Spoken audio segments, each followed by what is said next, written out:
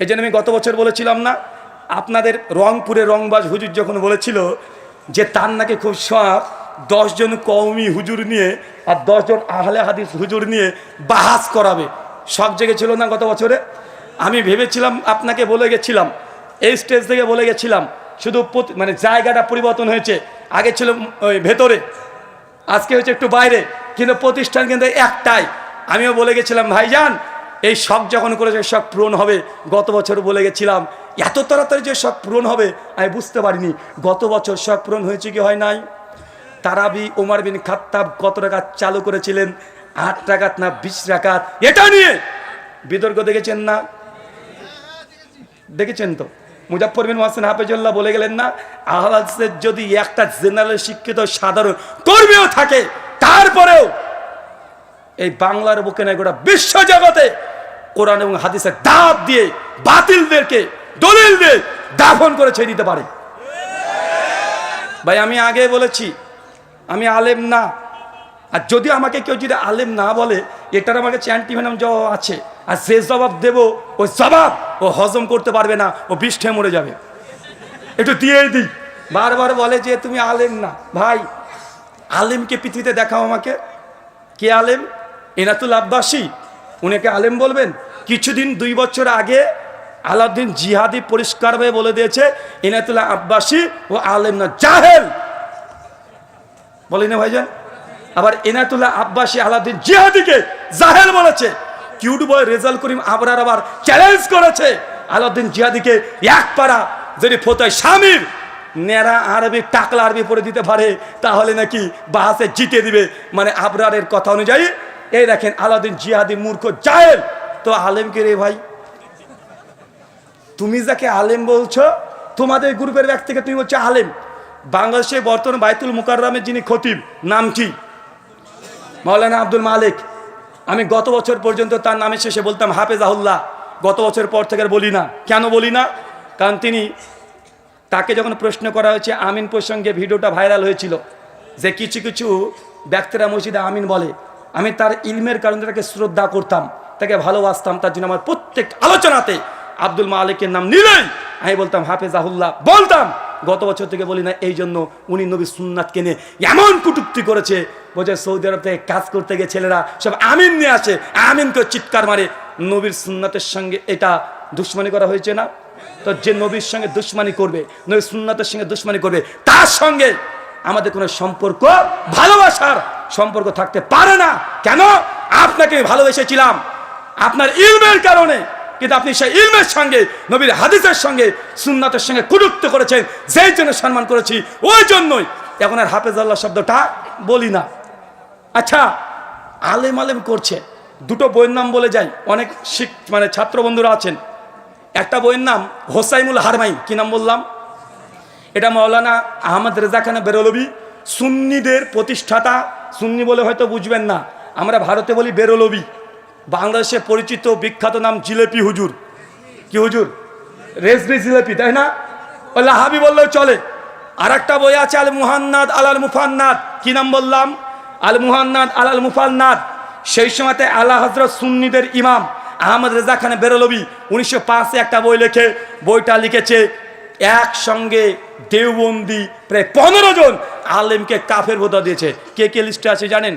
কাসেম নানুতুবি, হোসেন আহমদ মাদানি, রশিদ আহমেদ গাঙ্গোয়ী, আশরাফ আলী থানভী। তো দেওবন্দিরা যাদেরকে মনে করে আল্লাহর ওলি, হাকিমুল উম্মাত, এর মতো আলেমা দুনিয়াতে নেই, তার যমজ ভাই বেরলভী হানাফি, তারা বলে এরা হচ্ছে কাফের। তো তুমি যাকে আল্লামা মনে করো, বেরলভীরা আল্লামা স্বীকারই করে না, কাফের বলে। আবার বেরলভীরা যাকে আল্লাহর ওলি মনে করে, আহমদ জাখানা বেরলভীকে, আহমেদ ইয়ার খান নাইমিকে, দেওবন্দিরা আবার তাদের আল মুহান্নাদ আল মুফান্নাদে বলেছে বেরলভীরা হচ্ছে শয়তানের জামাত, মানে শয়তানের দল। মানে বুঝতে পারলেন না?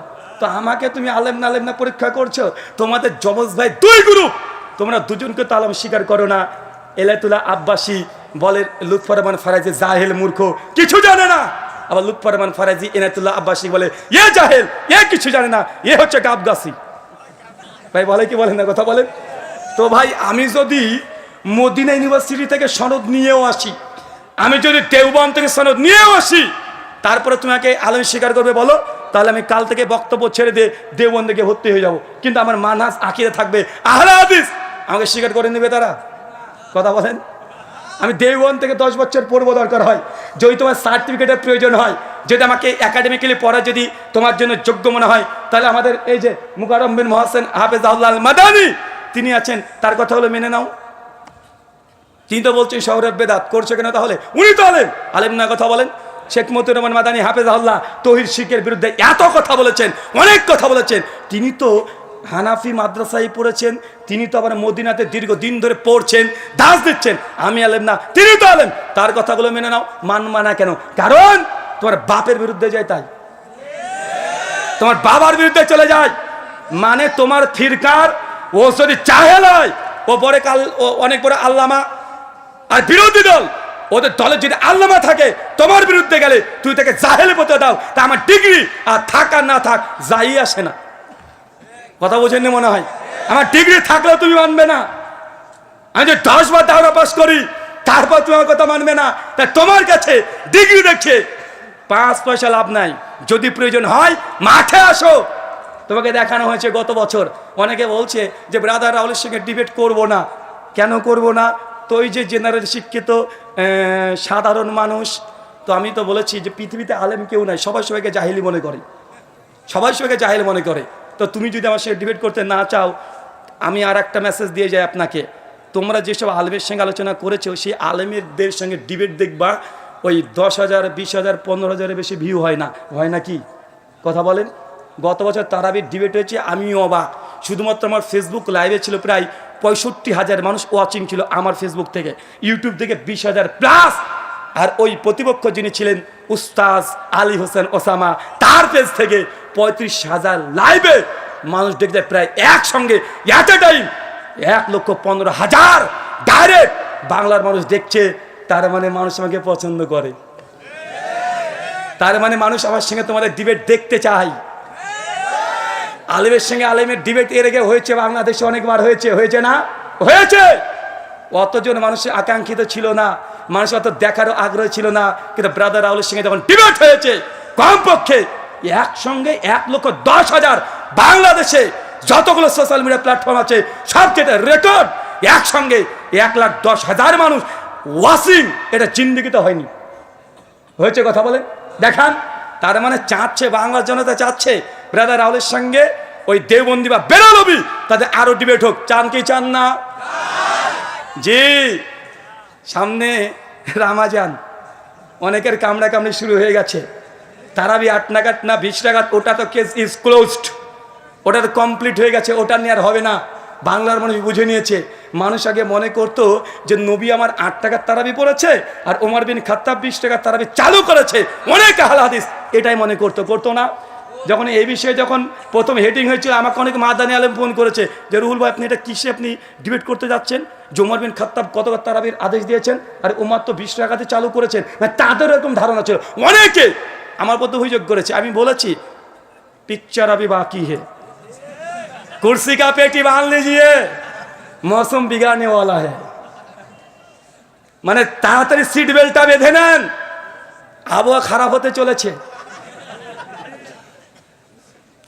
সবার ধারণা এটাই ছিল যে ওমর বিন খাত্তাব 20 টাকা চালু করেছে, নবী 8 টাকা পড়েছে। আমি দেখেছি ওমর বিন খাত্তাব 20 টাকার তারাবির কথা বলেনি, তিনি আদেশও করেনি।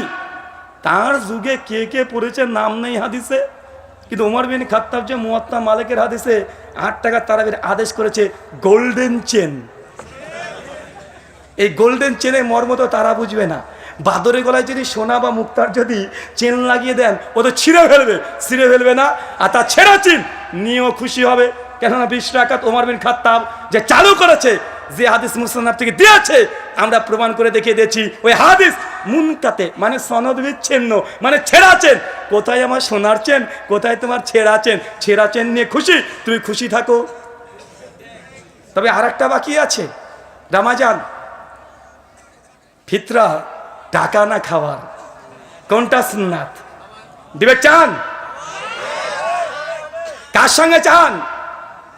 প্রতিপক্ষকে? হ্যাঁ, কিউট ভাই বাবা ভোটে কিউট ভাইয়ের নাম এসেছে। কিউট ভাই তোমাকে চাচ্ছে রমাজানে ফিতরা টাকা না খাবার, রেডি? রেডি তো আপনারা? আচ্ছা উনি বলবেন যে না উনি জেনারেল আর ও হচ্ছে মিনারেল, ও হচ্ছে মিনারেল। কি কথা বলেন? মিনারেল আর আমরা হচ্ছে জেনারেল। তো ভাই জেনারেলের কাছে একবার তো এসেছিল না?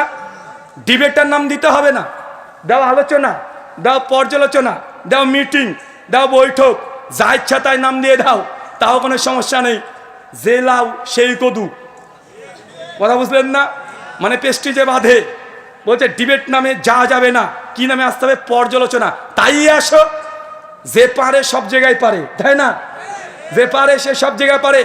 আল হাদিস জনতা চাচ্ছে এবছর রমজান মাসে ফিতরার আগেই ফিতরার টাকা দেয়া সুন্নাত না খাবার দেয়া সুন্নাত, এই মাসালায় যত দেবন্দি বাংলাদেশে আছে, ইন্ডিয়াতে আছে, সুন্নি বেরলবি যা আছে সবাই না ভাবতে পারে সবাইকে হয়তো চ্যালেঞ্জ করব, অত নিচে আমরা নামতে পারবো না। সুরের সঙ্গে লড়াই করার জন্য ওই নর্দমায় নেমে কাদা মাখতে রাজি নই। যারা মূল স্ট্রিম আছেন তারা আসেন, আর যদি মনে করেন যে না আমার ডিবেট করার জন্য ইজাজত লাগবে, এখানে মাদানী সাহেব আছে, তিনার সম্মতি নিয়েই এই বিতর্ক হবে। চান কি চান না? কথা বলেন। 1 cute boy, 2 play boy, 3 night boy. নামগুলো জানা আছে তো? কিউট বয় কে বলেন তো? সবাই তো জেনে নিয়েছেন। নাইট বয় কে? ওই যে রাত্রিবেলা চশমা পরে, অটো তালাক বউ করে দেয়, আমি ঘরে থাকবো বউ নিয়ে আমার বউকে তালাক দিয়ে দেয়। এদের তো চরিত্র খুব ভালো না, কথা বুঝলেন না ভাইজান? 3 নম্বর প্লে বয়, রংপুরে রংবাজ হুজুর, গত বছর থেকে ভ্যানিশ, আর নাই। আর দেখা যায় আল-হাদিসরা নাকি ইহুদিদের বিরুদ্ধে কথা বলে না, ফিলিস্তিনের যুদ্ধের জন্য কথা বলে না। গত বছর 5ই আগস্টে যা ঘটে গেছে, ওই প্লে বয়কে মাঠে দেখা যায় না, ও ঘুমিয়েছিল। ফেসবুকে দেখেছেন, আন্দোলন করতে দেখেছেন, রাস্তাতে নামতে দেখেছেন, কোন জায়গায় গিয়েছে না? বেটা ফিলিস্তিনের যুদ্ধ করতে যাবে তোমার নিজের মাতৃভূমিতে, ছেলেরা রক্ত দিয়েছে রংপুরে অনেকেই, তারপরে তার পাতো দূরের কথা পাঞ্জাবে দেখা যায়নি, দেখা গিয়েছে। তোমরা কত বড় মুজাহিদ বাংলার মানুষ দেখে নিয়েছে, ভয়ে ঘাপটি মেরে ফেসবুকে একটা কমেন্ট করার সাহস পায় নাই। বরং কিছু কিছু মানুষ রটিয়ে দিয়েছিল সেই সময় ওই প্লে বয় ও নাকি গুম করে নিয়ে চলে গেছে। 2 দিন পর ফেসবুকে এসে বলছে একটা গুজব কেউ ছড়াবেন না। সেই সময় দেখবেন 5ই আগস্টে পোস্ট করেছিল গুজব কেউ ছড়াবেন না। অনেকে ভাবছেন আমি ওই আদনান না নাদান, মানে শিশু বাচ্চা, ওই নাদান ও নিজে পোস্ট করে বলে দিচ্ছে যে দেখেন আমাকে কেউ গুম করেনি, আমি সুস্থ আছি, স্বাভাবিক আছি, আমি এই মুহূর্তে কোরআন এবং হাদিসের অনেক গভীর মুতালা করছি। বেটা বাংলাদেশ যাচ্ছে ভেসে আর তুমি মুতালা করছো। তোমার এই মুজাহিদ দেবেন, তার পোস্ট আছে, যদি আমার বক্তব্য শুনে পোস্ট ডিলিট না করে দেয় এখন স্ক্রিনশট মেরে রেখে দেয়, কারণ বিশ্বাস নেই তাদেরকে, ডিলিট করে দিতে পারে। সম্মানিত সুধী, তার মানে আমরা বুঝলাম বাংলার মানুষ চাই যে তারা আমাদের সঙ্গে আসুক। নামও যে 3 জনে বলে দিয়েছি, কয়েকটা নাম নতুন যুক্ত হবে এবছরে।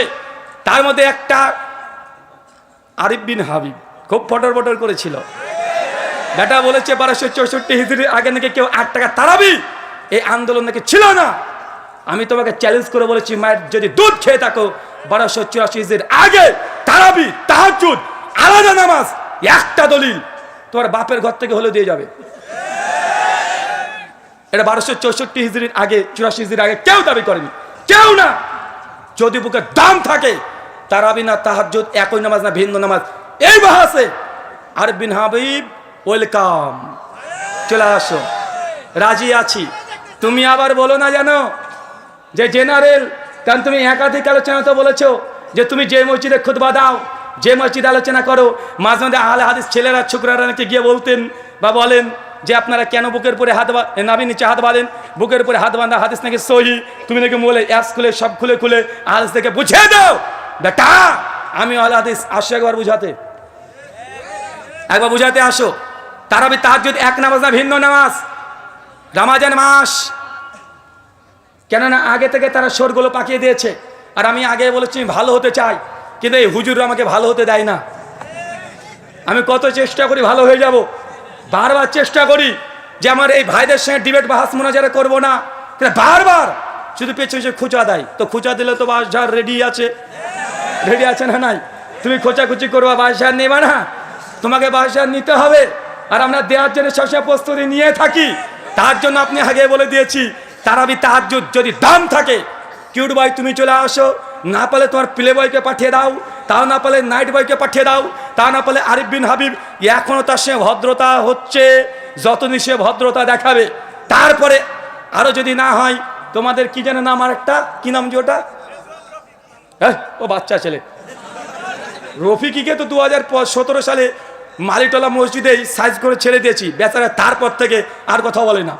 লুৎফর রহমান ফারাজি ও লিস্ট থেকে আউট হয়ে গেছে, ওকে মানে মঙ্গল করে খুঁজতে হবে, ওকে দেখাই যায় না। দেখা যায় আর তামিদুল মাওলা, ও গায়েব, অদৃশ্য, ও বৃহস্পতি গ্রহে বসবাস করছে এখন। কিন্তু এখন মাঝে মধ্যে একটু উঠবই, লাভ দিত অনেকটা কমে গেছে, কিন্তু ইদানিং ফেসবুকে আবার শুরু হয়ে গেছে।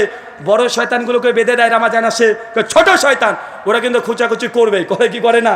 তাই আগে থেকে জানিয়ে দিলাম, पेटी का कुर्सी, कुर्सी का पेटी बांध लीजिए, रमजान आ रहा है, मौसम बिगड़ने वाला है। आगे থেকে রেডি হন, সময় দিয়ে দিলাম 10 দিন সুযোগ পাবা। একদম স্কুলের ব্যাগ নিয়ে মৌলানা আব্দুল মালিকের কাছ থেকে তারাবি তাহাজ্জুদ এক নামাজ না ভিন্ন নামাজ, এই 10 দিন ক্লাস করতে শুরু করে দাও। 10 দিন পর দেখাবে ইনশাআল্লাহ। ক্লাস করো, একদম শিশু বাচ্চা ছেলে মতো পড়তে চলে যাও 10 দিন। আমি 10 দিন পড়তে পারবো না, 10 দিন আমি আছি, এখানে প্রোগ্রাম আছে, তুমি পড়তে যাও, পড়াশোনা করে আসবে, ভালো করে পড়াশোনা করে আসবে, একদম ভালোভাবে পড়াশোনা করে এসে আহলে হাদিসের জেনারেল শিক্ষিত একজন ছাত্রের কাছে এসে দলিল দিও, তোমার দলিলকে কিভাবে বুঝিয়ে দিতে হয় আমরা ঠিক বুঝাতে পারবো। আল্লাহ সুবহানাহু ওয়া তাআলা আমাদের বোঝার তৌফিক দান করুন, আমিন। ভাবেন না যে অহংকার বা গৌরব করলাম, কারণ আমি চাই আমাদের আলেম ওলামা শেখ মাশায়েখ এদের কাছ থেকে আমরা কি শিখি। শেখদের ডিবেটের জন্য আমি বলি, বারবার বলি, কোনো শেখ মাশায়েখ তারা যেন ডিবেটে না যায়। আরে আমরা আছি, ওরকম ছুঁচো মারতে কামান ব্যবহার করার দরকার নাই, মশা মেরে হাত গন্ধ করার দরকার নেই, ওই সব গন্ধ কীটগুলোকে মারার জন্য আমরাই যথেষ্ট আছি। যে কোনো এই কয়জন আসুক, হ্যাঁ ওই যে আলাউদ্দিন জিহাদি চাচু, চাচি গায়া, শফিক হাশেমি না, হ্যাঁ শফিক হাশেমি, উনি তো বলে রফুলেদের নাকি এক্সপায়ার হয়ে গেছে, মানে আগে ছিল এখন আর চলে না। বসে রাখো একবার, শফিক হাশেমি হিসাবে একবার বসে রাখেন, চ্যালেঞ্জ করলাম, একবার রফুলেন কি মানসুক এই মাসালে বসে রাখেন, বাংলার মানুষকে জানতে দেন তারা কোন হাদিসের প্রতি আমল করে। বাংলার মানুষের জানার অধিকার আছে না নাই? কতদিন আর চাপাবাজি চলবে? মাযহাবের নামে কতদিন চাপাবাজি চলবে? জোর গলায় বলছে যে আমাদের ইমাম আবু হানিফা এক ইশাতে ওযু করতেন, ফজর পর্যন্ত এক ওযুতে নামাজ পড়তেন। কত বড় ইমাম তুমি দেখেছো? আহলে হাদিসরা তাকে এবার মানে না, বলে কি বলে না? আমি শুধু এই কথা বলেছি, আমার সাদা মনে সাদা প্রশ্ন, সাদা মনে কোনো কালো দাগ নাই। প্রশ্ন আমার, বলেন তো এশা থেকে ফজর যদি এক ওযুতে নামাজ পড়ে, এই একদিন দুই দিন নয়, টানা 40 বছর, 40 বছরে কি একটু হাগু চাপায়নি রাত্রিবেলাতে? বড় আলেম শায়েখ আমাদের তাজ ইমাম আবু হানিফা রাহিমাহুল্লাহ, তার সামনে এরকম কথা বলতে চায় না। আচ্ছা হলো না, ধরেন বুজুর্গ মানুষ, একটু ফুসফাস 19, 20, 20, 21, 22 তো হওয়ার কথা, তাও হয়নি, মেনে নিলাম, না হতে পারে, আল্লাহর অলি মানুষ। আচ্ছা এই 40 বছর কি স্ত্রীর কাছে যাওয়া লাগেনি? স্ত্রী কি হক নাই? স্ত্রী কি এত বড়, উনি আবার কত বড় আল্লাহর অলি ছিল কে জানে? 40 বছর স্ত্রীর কাছে যাওয়া লাগেনি। একজন টুক করে বলছে, ভাই শুধু কি রাত্রেবেলা স্ত্রী হক আদায় করবে, দিনে কি করা যায় না নাকি? আমি বলেছি ফতোয়া স্বামী 27 নম্বর পৃষ্ঠায় তারপরে লিখে দিয়েছে, ফাজলে আমলের করাচি পাকিস্তান থেকে ছাপা 360 নম্বর পৃষ্ঠায় ওখানে লিখে দিয়েছে, ইমাম আবু হানিফা রাহিমাহুল্লাহ 50 বছর টানা দিনে রোজা রাখতো, দিন শেষ, ওইদিকে রাত শেষ, এদিকে দিন শেষ। আমার এটা প্রশ্ন না, এটা ইলমি প্রশ্ন। যারা শিক্ষক উস্তাদ ছাত্র আছেন, আচ্ছা বলেন তো তাহাজ্জুদ নামাজ কাকে বলে? ঘুম থেকে উঠে যে নামাজ পড়া হয় এটাই তো তাহাজ্জুদ। ইমাম হাজার আসকালানী তার তালখিসুল হাবির 1237 নম্বর হাদিসের অধীনে আলোচনা করেছেন। ফতোয়া শামিতে হানাফিদের কিয়ামুল লাইল 2য় খণ্ড 88 পৃষ্ঠায় লিখেছেন, তাহাজ্জুদের জন্য শর্ত হচ্ছে ঘুম পাড়া। যদি আলসরা একমত না, তাহাজ্জুদের জন্য হচ্ছে ঘুম থেকে উঠে নামাজ পড়াটা শর্ত, মানে ঘুম শর্ত। কি শর্ত? ঘুম শর্ত। ঘুমবিহীন কেউ যদি রাত্রে জেগে থেকে যে নামাজ পড়ে, ওটা তাহাজ্জুদের নামাজ নয়, ওটা মুতলাকান নফল নামাজ হবে। কি নামাজ হবে? মুতলাকান নফল নামাজ। চাচা মাসালা বুঝেছেন তো? বুঝতে পারছেন না? মানে তাহাজ্জুদ পড়তে হলে কি করতে হয়? আগে ঘুমাতে হয়। আচ্ছা চাচা, ঘুমালে কি ওযু থাকে? বুঝেননি মনে হয়। ঘুমালে কি ওযু থাকে?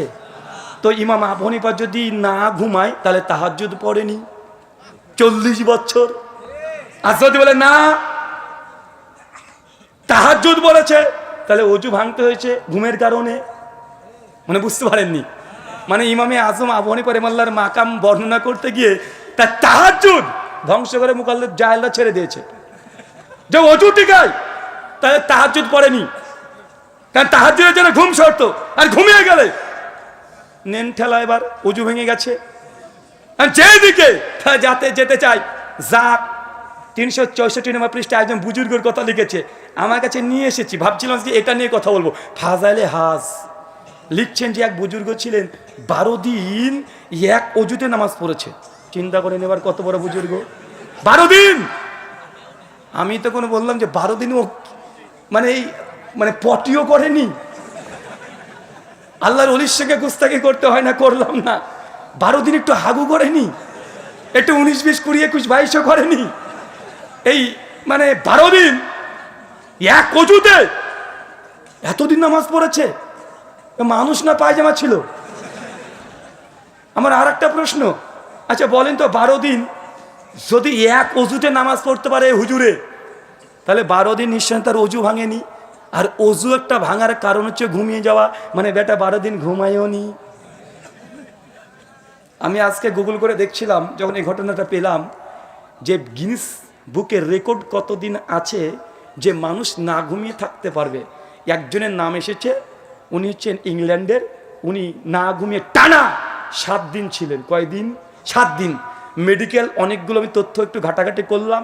চ্যাট জিপিটি হাফেজাউল্লাহকে প্রশ্ন করলাম, কিছু ওয়েবসাইট থেকে ঘাটাঘাটি করলাম, দামাত বারকাতুম আলিয়া ফেসবুক তো আছেই, সব ঘাটাঘাটি করে দেখলাম বিজ্ঞান ডাক্তার সায়েন্স আমাদেরকে বলছে টানা একজন ব্যক্তি 7 দিনে বেশি না ঘুমিয়ে থাকতে পারবে না। সর্বোচ্চ 5 দিন পারবে। 5 দিন যে না ঘুমায় তারপরে ও মানুষ থাকবে না, ও পাগলা হয়ে যাবে। তার মানে বুঝে নিয়েছি তোমার ওই হুজুর হয় সে মিথ্যুক ছিল, নচেত পাগল ছিল।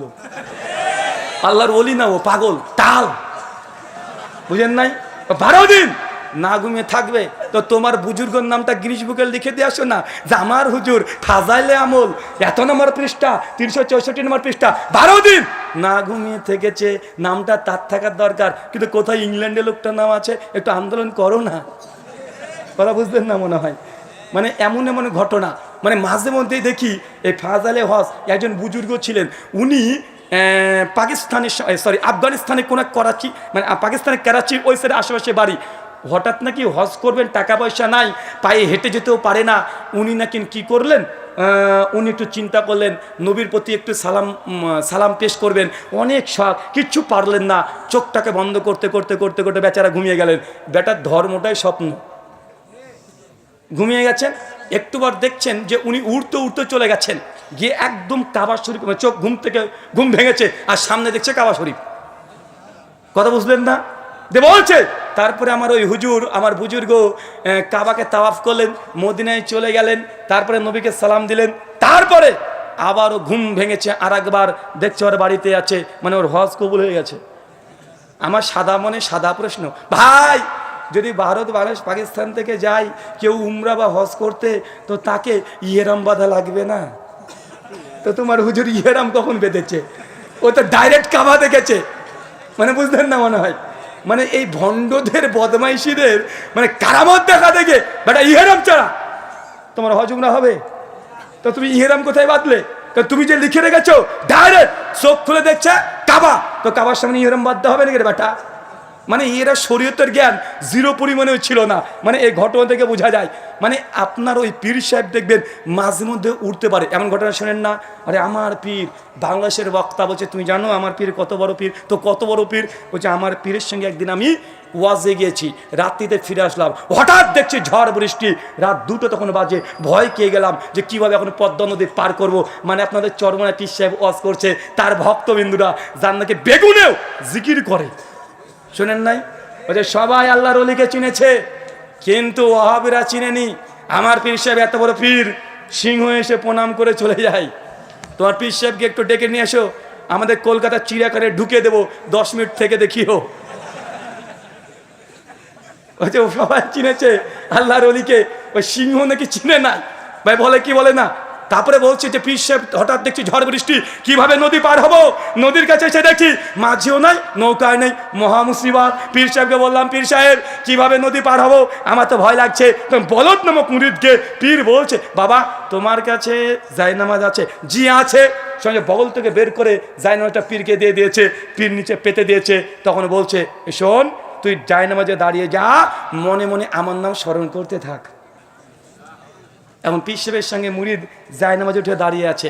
মুরিদ তখন বলছে একটু পর দেখছি আমার জায়নামাজ উঠতে উঠতে উঠতে উঠতে একদম নদী পার করে আমাদের বাড়ির সামনে একদম বসিয়ে দিয়েছে।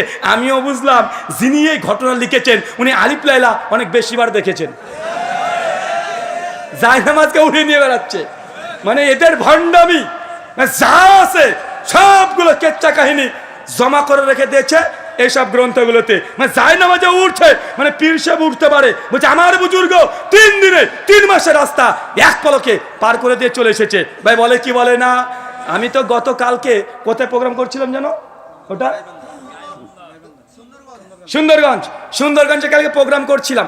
আমি বাংলাদেশের পীরদেরকে বলেছিলাম যে আপনারা যদি উঠতে টুটতে পারেন তো আগামীকাল রাজশাহীতে দারুল হুদা কমপ্লেক্সের আলোচনা সম্মেলন আছে। তো গোটা বাংলাদেশের যত পীর আছে সবাইকে আমি চ্যালেঞ্জ করেছি, এই চ্যালেঞ্জ পীর সাহেবের মরা পর্যন্ত, আমার মৃত্যু পর্যন্ত না, তার মরা পর্যন্ত কিছু করব না। জাস্ট আজকে রাজশাহীতে আছি, পীর সাহেবের বিমানের টিকিট আমি করে দেবো, খেদমতের ব্যবস্থা আমি করে দেবো, তার যদি কোনো কিছু লাগে টাকা পয়সা হাত দিয়ে সব দেবো, সমস্যা নেই। শুধু রাজশাহী বিমানবন্দরে আমি আর পীর সাহেব উঠে পড়বো। আমরা যাব ঢাকা, যখন বিমানটা ছেড়ে দিবে অনেক উঁচুতে, বিমানটা যখন চলবে মাঝ পথে গিয়ে পীর সাহেবকে বিমানের দরজা খুলে নিচে ধাক্কা মেরে ফেলে দেবো। পীর সাহেব মানুষকে উপর থেকে ফেলে দিলে তো নিচে এমনি পড়বে, গ্র্যাভিটি আমাদেরকে তাই বলে না, তাই না? মানে উপরে ফেললাম কোথায় পড়বে? স্বাভাবিক। এটা হচ্ছে নিচে, এটা কোনো কারামত নেই। কারামত কোনটা? ওই যে উপরে যখন চলবে পীর সাহেবকে ধাক্কা মেরে ফেলে দেবো। একটু ঢাকা বিমানবন্দরে, শাহজালাল বিমানবন্দর, আল্লাহর অলির নামে বিমানবন্দর, ওই বিমানবন্দরে আস্তে আস্তে আস্তে আস্তে ল্যান্ড করে দেখাও। আমি উঠতে বলবো না বাবা, আমি উঠতে বলছি না, এটা ল্যান্ড করে দেখাও। তুমি নাকি 3 মাসের রাস্তা 3 দিনে পার করে দাও, তুমি নাকি বাড়িতে বসে বসে মক্কাতে নামাজ পড়ো। ভাই বলে কি বলে না? মানে পীর সাহেব এত বড়, মানে এত বারবার উঠতে পারে, তো বিমান থেকে ধাক্কা মারে ফেলে দেবো, ল্যান্ড করে দেখাও। এই জন্য বলেছি পীর সাহেবদের যা কারামত, আগেকার পীর সাহেব যতই ধরনের কারামত দেখবেন, পীর পানি দিয়ে চলতে পারে, পীর আকাশে উঠতে পারে, পীর সাহেব আগুনে চলতে পারে, সবগুলো আজ থেকে 100 বছর আগেকার কারামত। 100 বছর আগে যে পীরগুলো ছিল তাদের এই কারামত ছিল, কিন্তু 100 বছরের মধ্যে ভাই পীর আছে না নাই? পীর হয়েছে কি হয় নাই? বাংলাদেশে 1 লক্ষ কোনো পীর আছে। তো পীর সাহেব আগেকার পীরের তো এতগুলো মজিজা ছিল, কারামত ছিল, আপনি তো পীর। আপনাকে ছোট্ট একটা বার্তা আপনাকে বলে দিই যে এখন আপনাদের কারামত আর চলে না কেন? কারণ এই দেখেন ক্যামেরাগুলো আছে। ক্যামেরা যেই দিন থেকে আবিষ্কার হয়েছে পীর সাহেব আছে, বেটাদের আর কোনো কারামত হয় না, আর নদীতে চলতে পারে না, আকাশ আর উঠতে পারে না, আগুন আর জ্বলতে পারে না। আর কোনো পীরকে দেখেছেন? আর পারে না। কেন? ক্যামেরা আবিষ্কার হয়ে গেছে এই কারণে। ক্যামেরার সঙ্গে যে কারামতের কি সম্পর্ক এটা বুঝলাম না, কিন্তু এটাই বাস্তব। ক্যামেরা যেই দিন আবিষ্কার, পীরদের কারামত সেই দিন ফিনিশ হয়েছে কি হয় নাই? ফিনিশ হয়েছে না? মানে ডাল মে কুছ কালা হে, কালা নেই হ্যাঁ বলকি পুরো ডাল হি কালা হে। মানে ডালের মধ্যে কালা, মানে ডালের মধ্যে কিছু কিছু কালো কালো আছে, মানে কিছু কিছু কালো না, গোটা ডালটাই কুচকুচে কালো এদের। আল্লাহ সুবহানাহু ওয়া তাআলা এই সব ভণ্ডদের থেকে আমাদের বেঁচে থাকার তৌফিক দান করে, সকলে পড়ি আমিন। 15টা অ্যান্টিভেনাম নিয়ে বাড়িতে যাবেন। রমজান মাস আসলে একটা প্রশ্ন আসবে আপনাদের কাছে বারবার, কি প্রশ্ন? যে আহলে হাদিসরা উমর বিন খাত্তাবকে মানে না, বলে কি বলে না? কেন? কারণ উমর বিন খাত্তাব 20 টাকা তালাবির কথা বলেছে, উমর বিন খাত্তাব 3 তালাকের ফতোয়া দিয়েছে, আহলে হাদিসরা মানে না, বলে কি বলে না? আমি প্রমাণ করেছি উমর বিন খাত্তাব 20 টাকার তারাবি নাই, 8 টাকার তারাবি চালু করেছে, বরং যারা আমাদের প্রতি অভিযোগ করেছে তারাই উমর বিন খাত্তাবকে মানে না। কেন? উমর বিন খাত্তাব 8 টাকার তারাবির কথা বলেছে। আমি আরো 15টা মাসালা বলবো, যে মাসালাই হানাফি ভাইরা উমর বিন খাত্তাবকে মানে নি। কয়টা বলবো? না 16টা বলি। 8 টাকার তারাবি ডবল 16, একটু বোঝাটা বেশি হয়ে যায়। নিয়ে যাবেন তো ইনশাল্লাহ? বারবার বলে না যে এরা উমর বিন খাত্তাবকে মানে না, উমর বিন খাত্তাবকে মানে না, বারবার অভিযোগ। মাত্র 16টা বলি। এক, মাসালা মুসান্নাফ ইবনে আবি শাইবা, হাদিস নাম্বার 3988, কানজুল উম্মাল হাদিস নাম্বার 22471, সব মাকতুবায়ে শামিলা থেকে সার্চ করে দেখে নেবেন, যত রেফারেন্স সব মাকতুবায়ে শামিলা থেকে নেওয়া। উমর ইবনুল খাত্তাবের ফতোয়া হচ্ছে এইটা, একামত যদি হয়ে যায়, কি বললাম চাচা? একামত যদি হয়ে যায় তাহলে কোনো সুন্নাত নামাজ পড়া যাবে না, ফরজ নামাজের জন্য দাঁড়িয়ে যেতে হবে। এই মাসালায় হানাফিরা উমর বিন খাত্তাবকে মানে না, ডাইরেক্ট মুখের উপরে বলে দিবেন তুই মানিস না উমর বিন খাত্তাবকে, আহলে হাদিস না, তোরা মানিস না। এই মাসালায় আহলে হাদিসরা উমর বিন খাত্তাবের সঙ্গে আছে না নাই? দুই, মাসালা সুনানুল কুবরা লিল বাইহাকি আল মুতাফা 458 হিজরি, হাদিস নাম্বার 4975, সনদ সহিহ। উমর বিন খাত্তাব 1 রাকাত বেতের পড়ার উপরে কাইল ছিলেন, তিনি 1 রাকাত বেতের পড়তেন, পড়ার ফতোয়া দিতেন। হানাফি ভাইরা 1 রাকাত বিতেরকে অস্বীকার করে, এই মাসালায় উমর বিন খাত্তাবকে তারা মানে না। মাসালা 3, তাফাতুল আওয়াজি কিতাবুত তাহারাত, প্রথম খণ্ড 291 পৃষ্ঠা। পাগড়ির উপরে মাসা করা, কি কথা বলেন? পাগড়ির উপরে মাসা করা উমর বিন খাত্তাবের ফতোয়া জায়েজ, তিনি জায়েজ ফতোয়া দিতেন। হানাফি ভাইরা এই মাসালাতে উমর বিন খাত্তাবকে মানে না, বলে পাগড়ির উপরে মাসা করা জায়েজ না। ভাই উমর বিন খাত্তাবের বিরুদ্ধে কারা আছে? আহলে হাদিস না হানাফি? ভাই এই কথাগুলো বলতে চায় না, এসব অ্যান্টিভেনাম দিতেও চায় না, কিন্তু যেহেতু অভিযোগ বলতেই হয়। কমচিতে খোঁচা দিলে বাঁশঝাড় দিতেই হবে, তাই দিতে শুরু করছি, কিচ্ছু করার নেই। 5, মুসান্নাফ ইবনে আবি শাইবা, হাদিস নাম্বার 7092 এবং কানজুল উম্মাল হাদিস নাম্বার 21198, সনদ সহিহ। কুনুতে বিতির আমরা পড়ি না বেতের নামাজে, সেই সময় রাফলিয়া দিন করে হাত তুলি কি তুলি না? হাত তুলি। উমর বিন খাত্তাবের ফতোয়া হাত তুলতে হবে, হানাফি ভাইরা তুলে না। মাসালা 6, ইরওয়ালুল গালিল শেখ আল্লামা নাসিরুদ্দিন আলবানী রাহিমাহুল্লাহ, 3য় খণ্ড 66 পৃষ্ঠা, কিতাবুজ জুমা আলোচনা করতে গিয়ে অনেকগুলো দলিল এনেছে এক জায়গায়। যারা ছাত্র বন্ধুরা আছেন ভালো করে ঘেটে দেখে নেবেন। উমর বিন খাত্তাবের ফতোয়া গ্রামে জুমার নামাজ পড়া যাবে, হানাফিদের ইজমাই ফতোয়া গ্রামে জুমার নামাজ নাই, কিন্তু তারপরেও তারা পড়ে, আছে না নাই? এই মাসালাতেও উমর বিন খাত্তাবের যে ফতোয়া এর বিরুদ্ধে হানাফিরা আছে। মাসালা 8, জবরদস্তি তালাক হবে কি হবে না? এই মাসালা একটু খুলে বলি, ভালো লাগে। তালাকের কথা বললে ভালো লাগে, কেন বলেন তো? ওই যে অটো তালাক করে দেয় হানাফি ভাইদের ফতোয়া, কেউ যদি জবরদস্তি তালাক দেয় তালাক হয়ে যাবে। মানে আপনার বউ আপনাকে দেখাচ্ছে কেউ একটা গুন্ডা এসে যাই তালাক দে, তোর বউকে তালাক দে, তাহলে গুলি করে মেরে দেবো। এখন আপনি ভয়ে বলে দেন তালাক তালাক তালাক, বউ অটো তালাক, ওই গুন্ডা আপনার বউকে নিয়ে চলে যাবে। মানে জবরদস্তি তালাক হবে কি হবে না? ওমর বিন খাত্তাব বলছে হবে না, হানাফি ভাইদের ফতোয়া হবে। আমি আপনাকে আরেকটু ক্লিয়ার করে বলে দিই, জবরদস্তি তালাক আহলে হাদিসরাও বলে যদি জবরদস্তি প্রমাণ হয়, কিন্তু শর্ত আছে। হানাফিদের নিকটে কোনো শর্ত নেই, আহলে হাদিসদের নিকটে শর্ত। জবরদস্তি যখন হবে সেই সময়তে তার মৃত্যুর ভয় থাকতে হবে। কি থাকতে হবে? মৃত্যুর ভয় থাকতে হবে। 2, যাকে জবরদস্তি করা হচ্ছে সে ব্যক্তি ক্ষমতা থাকতে হবে, ডিফেন্স যদি করার ক্ষমতা না থাকে। প্রায় 6খানা শর্ত আছে, ওটা নিয়ে আলোচনা করছি না। কিন্তু এই মাসালায় উমর বিন খাত্তাব বলেছে জোর করে যে তালাক যদি দিয়ে দেয় ওই তালাক ধার্তব্যের মধ্যে গণ্য হবে না। কিন্তু হানাফি ভাইরা বলে ঘুমের ঝুঁকে যদি বউকে তালাক দিয়ে দাও, অথবা ঘুমের ঝুঁকে স্বপ্ন দেখেছো যে হাতের আঙুল চলছে বউর দিকে, দিয়ে বলছে তালাক তালাক তালাক, বউ শেষ। কথা বুঝলেন না? মানে ফতোয়া স্বামী কিতাব তালাকে পরিষ্কার ফতোয়া দেওয়া আছে। চলেন মাসালা 9, কানজুল উম্মাল 23538 নম্বর হাদিস, আলী মুত্তাকি হানাফির সংকলিত হাদিসের গ্রন্থ, প্রায় 50,000-এর কাছাকাছি হাদিস আছে, সনদ নেই, শুধু মতনগুলো তিনি জড়ো করেছেন। ওমর বিন খাত্তাব তিনি বৃষ্টি প্রার্থনা, ইস্তেসকা সালাতে 2 হাত তুলে দোয়া করা এবং চাদরটাকে উল্টো করে কাঁধে ঝুলিয়ে দেওয়া, তার ফতোয়া জায়েজ। সুনান তিরমিজি 559 নম্বর হাদিস আলোচনা করতে গিয়ে তিরমিজি বলছেন, এই মাসালায় আবু হানিফা ইমাম আবু হানিফার নিকটে ইস্তেসকার কোনো সালাতই নাই, মানে বৃষ্টি প্রার্থনার কোনো নামাজই নেই। তার মানে 9টা মাসালা পালেন, যেটা হানাফি ভাইরা ওমর বিন খাত্তাবকে মানে না, 3 তালাক দিয়ে ওমর বিন খাত্তাবকে বাতিল করে দিয়েছে। বেটা আর আমাদেরকে বলে আমরা নাকি ওমর বিন খাত্তাবকে মানি না। বেটা সাধু বেশে পাকা চোর, বুঝলেন না মনে হয়। মাসালা 10, তিলাওয়াতে সিজদা। কোরআন মাজিদ পড়ছেন, সিজদার আয়াত আসে না, সেই সময় কি দিতে হয়? সিজদা দিতে হয়। আলাজদের জমহুর মুহাদ্দিস ফুকাহাদের ফতোয়া, এই তিলাওয়াতের সিজদা ওয়াজিব নয়, সুন্নাত। কেউ যদি কিছু না দেয় গুনাহ হবে না। হানাফি ভাইদের ফতোয়া না দেওয়াটা ওয়াজিব, না দিলে গুনাহ হবে। কিন্তু ওমর বিন খাত্তাব সহিহ বুখারীর 1027 নম্বর হাদিস, তিনি মনে করেছেন তার ফতোয়া মজুদ আছে সহিহ বুখারীর মধ্যে, তিলাওয়াতের সিজদা ওয়াজিব নাই, কেউ যদি দেয় ভালো, না দিলে কোনো গুনাহ হবে না। কিন্তু হানাফি ভাইদের উল্টো ফতোয়া আছে। মাসালা 11, ইমামের পেছনে ফাতিহা পড়া। ইমাম বুখারী জুজুল কিরাত ফিস সালাহ হাদিস নাম্বার 165, ইমাম দারাকুতনির সুনান দারাকুতনি বাবুল কিরাতের 2 নম্বর হাদিস, সুনান কুবরা আলিল বাইহাকি হাদিস নাম্বার 1665, ওমর বিন খাত্তাবের স্পষ্ট ফতোয়া মজুদ আছে এবং তার আমলও প্রমাণিত আছে। ইমামের পেছনে মুক্তাদি ফাতিহা পড়বে, কিন্তু হানাফি ভাইরা বললে পড়লে মুখে নাকি আগুন ঢুকে দিতে হবে।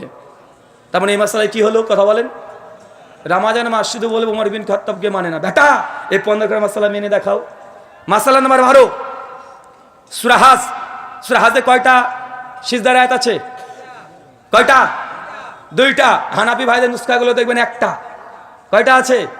একটা। মুসনাদ ইবনে আবি শাইবা হাদিস না 4318 সেই সনদে প্রমাণিত আছে, ওমর বিন খাত্তাব বলেছেন সূরা হাজের মধ্যে 2খানা সিজদার আয়াত আছে। এটা ওমর বিন খাত্তাবের ফতোয়া। হানাফি ভাইরা একে ওমর বিন খাত্তাবকে মানে না। মাসালা নাম্বার 13, লাস্টে একটা সুন্দর ঘটনা আছে। 18 বয়স প্লাস তাদের, যারা বয়স্ক আছেন তারা থেকে যান, বাচ্চা যারা আছেন চলে যান। লাস্টের দিকে 18 প্লাস। ইমাম কুদামা রাহিমাহুল্লাহ মুগনির মধ্যে 9ম খণ্ড পৃষ্ঠা 131 আলোচনা করছেন 14 নম্বর মাসালা। তিনি বলছেন, কোন স্বামী যদি হারিয়ে যায়, কি হারিয়ে যায় বলেন তো? এই যে আয়না ঘর করেছিল না, আয়না ঘর, এই আয়না ঘরে স্বামী কি এখন মারা গেছে, না স্বামী হারিয়ে গেছে, না স্বামী কোথায় আছে? যেসব স্ত্রীরা জানে না, বা স্বামী বিদেশে চলে গেছে, বা যুদ্ধে চলে গেছে, মারা গেছে, না হারিয়ে গেছে, কোনো যোগাযোগ নেই, এখন এই স্ত্রী কতদিন অপেক্ষা করবে? কতদিন অপেক্ষা করবে? কতদিন? ওমর বিন খাত্তাবের ফতোয়া নকল করেছে ইমাম কুদামাল মুগনিতে 4 বছর। কয় বছর? 4 বছর। তারপরে মেয়েটা 4 মাস 10 দিন ইদ্যত পালন করে অন্য জায়গাতে বিয়ে করতে পারবে। আশরাফ আলী থানভী বেহেশতির জোয়ার তালাক অধ্যায়ের আলোচনা করতে গিয়ে বলছেন, কোন স্বামী যদি হারিয়ে যায় বা খুঁজে পাওয়া না যায়, তাহলে ওই মেয়েটি 120 বছর অপেক্ষা করবে। কত বছর? 120 বছর। এখন বলেন তো, 120 বছর অপেক্ষা করবে মেয়েটা, তারপরে বিয়ে করবে কার সঙ্গে? কবরে। মেয়েটাকে এখন কবরে গিয়ে বিয়ে করবে? আর তারপরে ফতোয়া স্বামীতে বলছে 120 বছর পরে বিয়ে করবে, তবে কোনো হানাফি আলেমকে দিয়ে নয়, কোনো মালিকি বা শাফিদের আলেমকে দিয়ে। কথা মনে বুঝতে পারলেন না? কেন বলছেন? হানাফি মাযহাবে কতদিন থাকতে হবে কোনো স্পষ্ট দলিল নাই। এটা আমরা অন্য মাযহাব থেকে ধার করে নিয়ে এসেছি। তাই যে মাযহাবের ফতোয়া নিয়েছে সেই মাযহাবের ইমাম দিয়ে তাদের বিয়ে পড়িয়ে দিতে হবে। তার মানে আয়না ঘরে যারা ছিল নতুন করে এসে আবার মানে সংসার করছে, হানাফিদের ফতোয়া অনুযায়ী জায়েজ না, ও বউটাকে 120 বছর অপেক্ষা করতে হবে। কত বছর? কিন্তু ওমর বিন খাত্তাব বলছে 4 বছর পরে মেয়েটা সিদ্ধান্ত নিতে পারবে সে স্বামীর সংসার রাখবে না সে বিচ্ছিন্ন হয়ে যাবে। চাইলে সারা জীবন না বিয়ে করে থাকতে পারে, কিন্তু মেয়ে যদি চায় দ্বিতীয় কোনো বিয়ে করবো, 4 বছর অপেক্ষা। কত বছর? 4 বছর। মাসআলা নাম্বার 14, মুসনাদ ইবনে আবি শাইবা 37344 নম্বর হাদিস। ওমর বিন খাত্তাব বলেছেন, হিল্লা বিয়ে। কি বিয়ে? হিল্লা বুঝেন? বুঝেন না? ওই যে কয়দিন আগে মসজিদে কি একটা যেন কে করেছিল না, বাচ্চা ছেলে, বুঝবে না। হিল্লা বিয়ে মানে আপনি কাউকে ঘুমের যুগে বলে দিয়েছেন তালাক তালাক তালাক, এখন বউ এখন হয়ে গেছে অটো তালাক। এখন হুজুর বলেছে কি যে না, আর তো নতুন করে তো ওই স্বামীর সঙ্গে সংসার করা যাবে না, তবে একটা রাস্তা আছে যে তুমি আমার সঙ্গে 2 রাত থেকে যাও, 2 দিনকার বিয়ে, 2 দিন রাত্রে বিয়ে করবে, বিয়ে করে ওই মেয়েটার সঙ্গে শারীরিক সম্পর্ক করবে। শারীরিক সম্পর্ক কিভাবে করবে পিছনে দেখি হবে না, বলা যাবে না। বাহারুর রায় খোদাই স্বামীতে আছে, শুধু বিয়ে করলেই হিল্লা হবে না, বরং হিল্লা হওয়ার জন্য শর্ত আছে। কি শর্ত আছে এটার বলা যাবে না, মানে ভয়ঙ্কর শর্ত। মাদানী সাহেব যান,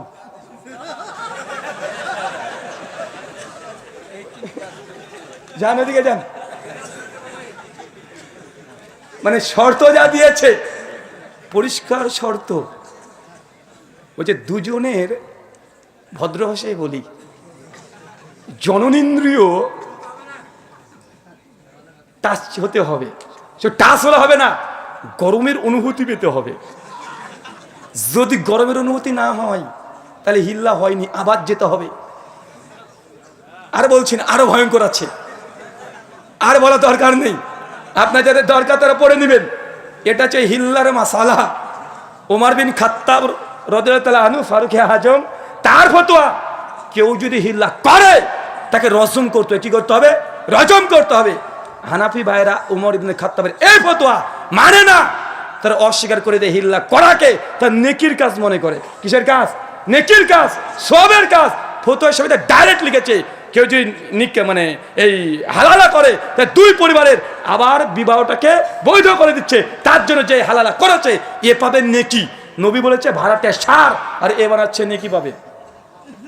মাসালা নাম্বার 15, ওমর বিন খাত্তাব, সুনান তিরমিজি কিতাবুল হাজ, হাদিস নাম্বার 806, পরিষ্কার ওমর বিন খাত্তাব হজে তামাত্তুকে নাজায়েজ মনে করতেন। সহিহ বুখারী 563 কিতাবুল হাজ, ওমর বিন খাত্তাব হজে তামাত্তুকে নাজায়েজ মনে করতেন। হানাফিরা জায়েজ বলে, মানে এই মাসালায় ওমর বিন খাত্তাবকে তারা মানছে না। 16 নম্বর মাসালা, তারাবি ওমর বিন খাত্তাব 8 টাকাতে কথা বলেছে, হানাফিরা মানে না। টোটাল কয়টা দিয়েছি? কয়টা? টোটাল 16টা মাসালা। এই আলোচনাটা আবার শুনবেন, নোট করবেন। যখনই বলবে আহলে হাদিসরা ওমরকে মানে না, একদম এই দলিল দিয়ে জুতা পিটা করে ছেড়ে দিবেন। কথা বুঝলেন? আমরা ভাই মারামারি করি না, আমরা ইলমি ইখতিলাফ করি। যা অভিযোগ তার ডাইরেক্ট জবাব। গত 2 বছর আগে বলেছিলাম না, ওরা বলে ইবনে মাসউদের ফতোয়া নাকি হানাফি মাযহাব। আমি 15খানা মাসালা দিয়ে গেছি যে 15টা মাসালাই ইবনে মাসউদকে হানাফি ভাইরা মানে না। এই 16খানা মাসালা মানিয়ে দেখাও, তারপরে মুখটাকে খুলে বলবে যে আহলে হাদিসরা ওমরকে মানে না। বেটা, তুমি ওমর বিন খাত্তাবকে মানো না। জ্বলন্ত প্রমাণ এই 16টা। আমার অচিরেই তাকলিদ ভ্রান্তি নিরসনের 2য় খণ্ড আসছে, ওইখানে 250খানা এমন মাসালা আলোচনা করেছি যেখানে দেখিয়েছি আল্লাহ নবীর হাদিস একদিকে, হানাফি মাযহাবের ফতোয়া আর একদিকে। প্রায় 70খানা মাসালা এমন আছে। ওমর বিন খাত্তাব হানাফি মাযহাব, আবু বকর হানাফি মাযহাব, ওসমান হানাফি মাযহাব, এইভাবে 4 খলিফা সহ আবু হুরায়রা, ইবনু ওমর, কমপক্ষে আমি 350 ফতোয়া শুধু দেখিয়েছি। সাহাবীরা বলছে জায়েজ, এরা বলছে না জায়েজ। ডাইরেক্ট কোনো তাবিল করার দরকার নেই। সহিহ বুখারী 5520 নম্বর হাদিস দেখবেন, নবী বলছেন যে ঘোড়ার গোশত জায়েজ। হানাফি ভাইরা বলে মাকরু, বলে কি বলে না। সুনান আবু দাউদ 2828 নম্বর হাদিস, আল্লাহ নবী বলছেন কোন কুরবানি জবাই করেছেন, পেটে যদি বাচ্চা পাওয়া যায় তাহলে সেই বাচ্চাটাকে নতুন করে জবাই করার দরকার নেই। মায়ের মানে জবাই, বাচ্চা জবাই হয়ে যায়। হানাফি ভাইরা বলছে না, আবার জবাই করতে হবে। মানে ডাইরেক্ট নবী বলছে জায়েজ, এরা বলছে না জায়েজ, মানে তাবিল ছাড়াই। আর যদি তাবিল করে দেখানোর চেষ্টা করে অনেকগুলো হবে। যারা মাকতাবায় চলে যাবে, মুসান্নাফ ইবনে আবি শাইবা খুলবে, রাদ্দে আলা আবি হানিফা 125খানা মাসালা, প্রায় 350খানা হাদিস। সেই সময় মুসান্নাফ ইবনে আবি শাইবাতে 235 হিজরিতে মৃত্যুবরণ করেন লেখক। তিনি মানে ডাইরেক্ট রাদ্দে আলা আবি হানিফা এই শিরোনামে ইমাম আবু হানিফা রদ করে অধ্যায় রচনা করেছে। আমরা প্রথম না। আর অচিরেই সুসংবাদ দিয়ে যাই, রাদ্দে আলা আবি হানিফা মুসান্নাফ ইবনে আবি শাইবার এই অধ্যায়টা আমরা অনুবাদ করে ব্যাখ্যা বিশ্লেষণ সহ, জাহিদ কাউসারি অভিযোগের জবাব সহ, আল্লামা আওয়ামার জবাব সহ অচিরেই প্রায় 1200 পৃষ্ঠায় আমরা প্রকাশ করতে চলেছি। অচিরে আপনার বইটা পেয়ে যাবেন। আল্লাহ সুবহানাহু ওয়া তাআলা আমাদের বোঝার তৌফিক দান করো, সকলে পড়ি আমিন। এই বলে আজকের মতো আলোচনা শুরু করলাম, না শেষ করলাম। ওমা আলাইনা ইল্লাল বালাগ। আসসালামু আলাইকুম ওয়া রাহমাতুল্লাহি ওয়া বারাকাতুহু।